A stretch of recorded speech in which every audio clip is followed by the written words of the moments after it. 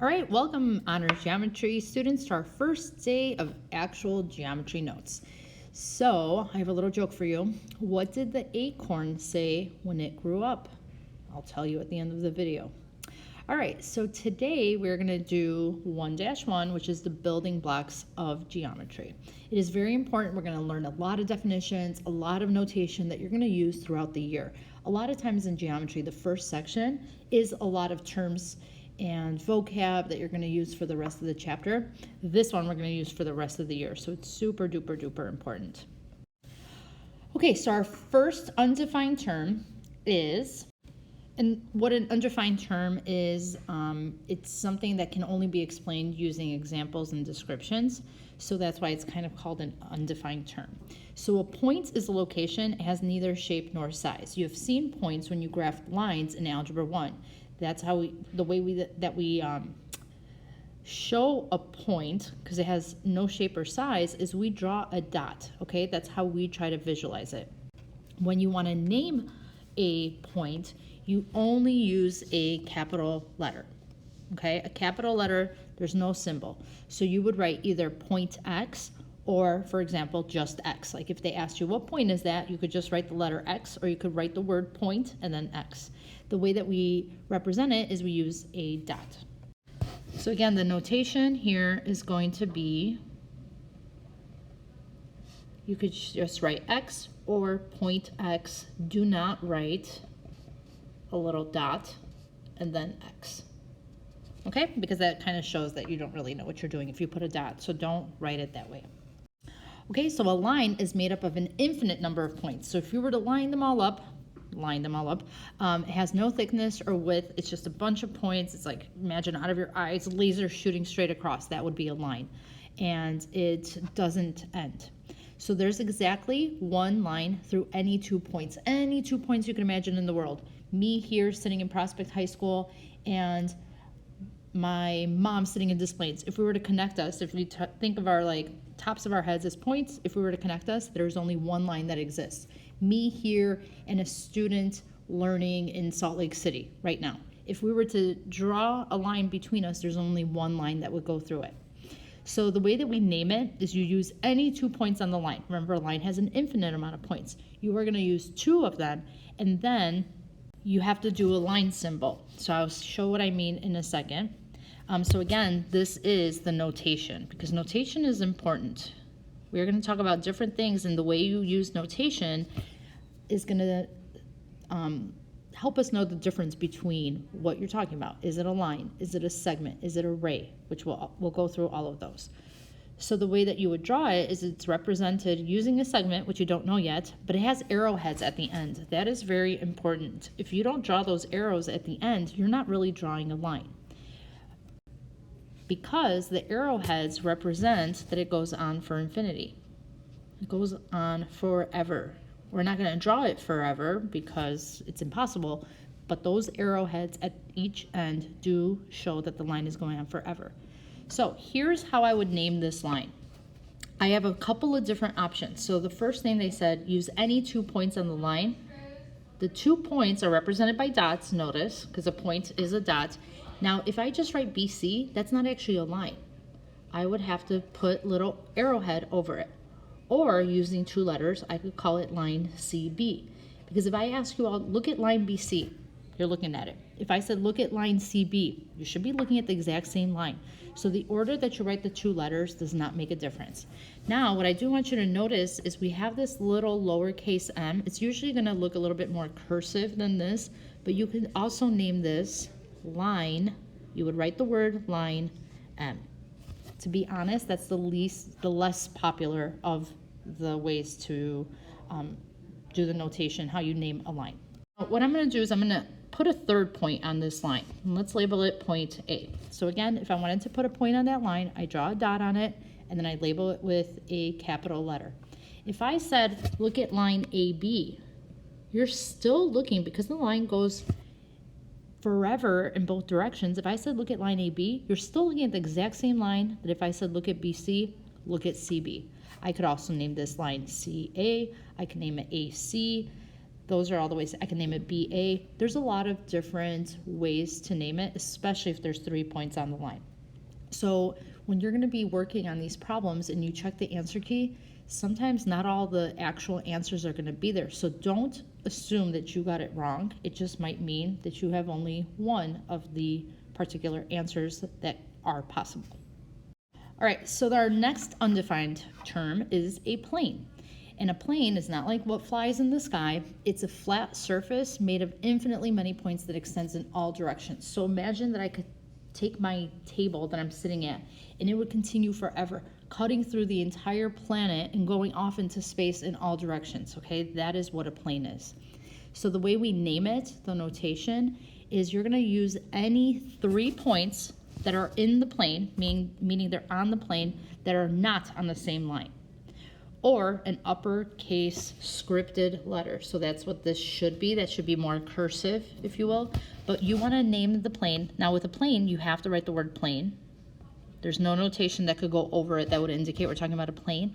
And then you can name it any 3 points that are not on the same line. Notice that the 3 points here, A, B, and C, they are not on the same line. I would not be able to draw a line and connect. Oh, sorry, this isn't Notability that will straighten it for me. But I cannot draw a straight line that's going to connect all 3 of those points. So I can name it plane ABC, or plane CAB, or plane BAC or CBA. These are all equivalent, okay? Any 3 points, or the last way, if you have that cursive letter, you can name it plane K. Okay, I made it a little bit more cursive for us.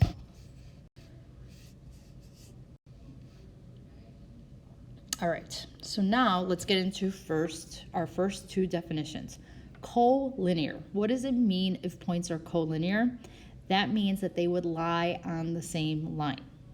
So any 2 points, like I said before, with my mom, with the kid in Lake Tahoe, or where did I say, Salt Lake City, we are constantly, any 2 points are always collinear. You look at a map, find 2 cities, you can always connect them with the line. Even if they're across the ocean, you could still connect them with the line, because that's 2 points. It's the third one that makes it questionable, okay? So collinear just means that they are on the same line.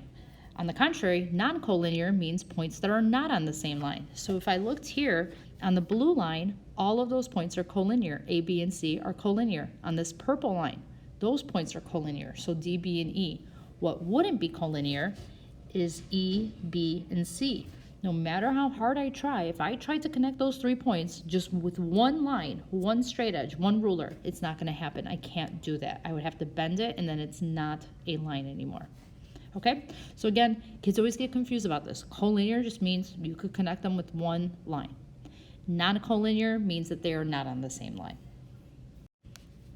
On that same token, 2 or more points that lie on the same plane are coplanar.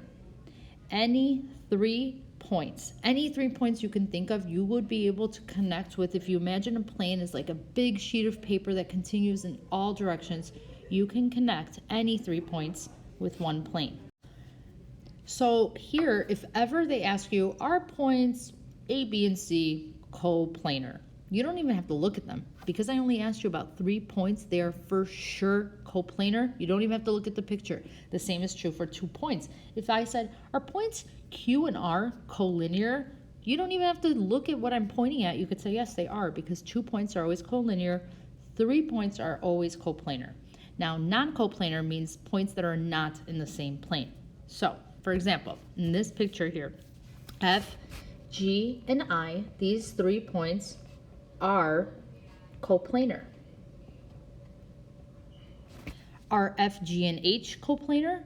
Don't even look at the picture, because I only said 3 points. F, G, and H, they are coplanar for sure. Now, if you look at the picture, the issue is that plane may not be drawn, but you could draw it in yourself, okay? I could draw F, G, and H. I could connect them. You know, we draw a plane using, like, we usually use a parallelogram to represent a plane, so it's kind of hard to picture. But just because it's not drawn doesn't mean they aren't coplanar. Now, same thing with points. F and G are collinear. I don't even have to look at them. I know that they're collinear because I only said 2 points. The line's not drawn there, but I could draw it in myself, okay? It's always the third point for a line that will make them non-collinear, potentially. So like if I said, are F, G, and E collinear? No. F, G are collinear for sure. F, G, and E are not. So the same thing is true with coplanar. F, G, and I are coplanar. If I said, are F, G, I, and E coplanar? I cannot draw a plane that's gonna go, like, it's kind of hard to draw on a flat surface like this, but you cannot, those would be completely off. Okay, one last thing about this picture. When you are drawing and you want, what this picture is representing is that this line, HE or HG or EG, however you want to name it, 2 letters, this line is intersecting this plane. How do I know it's intersecting it and going behind it? Because of these dashed lines. The dashed lines indicate, if you were looking at it, it's what your eye would not be able to see. So that's why a lot of times if you draw a cube or some sort of prism, when you draw it, I don't know if you, when you were little, if you drew these, I used to love drawing cubes, 3D cubes. We would dash these lines because technically that's what our eye can't see. So we would dash them to give it kind of that like 3-dimensional view, okay? So here, this line is intersecting the plane at point G. Imagine wherever you're sitting right now, the table that you're sitting at, if you were to take your stylus or your Apple pen and pierce it through that table, that's what's happening in this picture. What I want to do now actually is draw another, I just want to make sure we understand. I'm going to draw a better cube. So I'm going to pause the video, I'm going to draw this cube and some people inside of it. It's going to be our classroom. So give me just a sec. Okay, so picture our classroom. If we're all sitting in the classroom, all of our feet, if they're on the floor, are coplanar. Now, are our feet coplanar with point A? No, that would be impossible. How could we take a flat surface that's underneath us and connect it with the same sheet of paper to point A? So those are not coplanar. Now, what about A, E, and F? Are those points coplanar? Yes, you don't even have to look at the picture. Because I only said 3 points, they are for sure coplanar. But now, what if I throw into the mix point C? That 4th point is what could ruin it. Are points A, E, F, and point C, the bottom corner of the room, are those coplanar? Absolutely not. Those do not, I cannot connect them with a, if you imagine again, a flat sheet of cardboard or paper that isn't bendable, I would not be able to connect them. Okay, but what about point A, D, G, and H? Are those coplanar? Well, the plane's not drawn here because in this room we have a ceiling, a floor, and the 4 walls. So each of those is a plane of its own. The ceiling is a plane. The floor is a plane. Each of the 4 walls, that's a plane. There's 6 planes in this picture.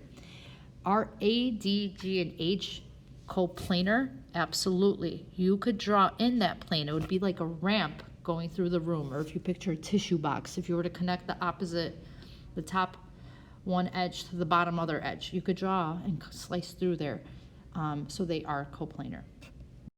Okay, in your notes, please sketch the following. A line, XY, passing through a plane R.